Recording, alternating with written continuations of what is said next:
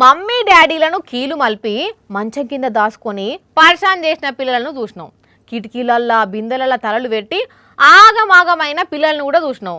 అంతెందుకుల్లా పెద్ద పెద్ద బిల్డింగ్లను అంబాడుకుంటెక్కి ఇంట్లోళ్ళందరినీ ఉరుకులు పరుగులు పెట్టించిన వాళ్ళని కూడా చూసినాం కదా.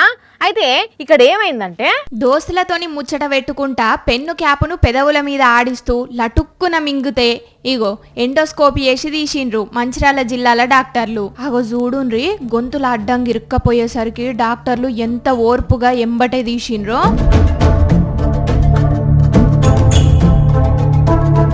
దేవుడా వచ్చిందిలే, యవ్వా తక్కువ పొడుగు లేదు కదా. అట్లని మింగింది ఏమన్నా చిన్న పిల్లగాడా అంటే ఇగో గీ 16 ఏండ్ల తమ్ముడు నిఖిలు. మరి పెదవుల మీద ఆడిస్తూ గట్లెట్ల నాలుక మీదకి జరిపి మడతేసిండో గాని లటుక్కున గొంతులకు పోయి ఇగో గింత పరిశాన్ చేసింది. ఇప్పుడైతే మంచిగానే ఉన్నాడట, డిశ్చార్జ్ కూడా చేసిండ్రట. కానీ చూడుండ్రి ఉత్తి పుణ్యానికి తమ్ముడు ఎంత పరిశాన్ల పడ్డాడో. చిన్నోళ్ళైనా పెద్దోళ్ళైనా జరపెన్ను మూతలతోని పరస్కాలు ఆడకుండ్రి సరేనా. నెరీ 16 ఏండ్ల పిల్లగాడు పెన్ను మూతతో నాడి మింగడం ఏందో పోన్రి తమాషాలు కాకుంటే.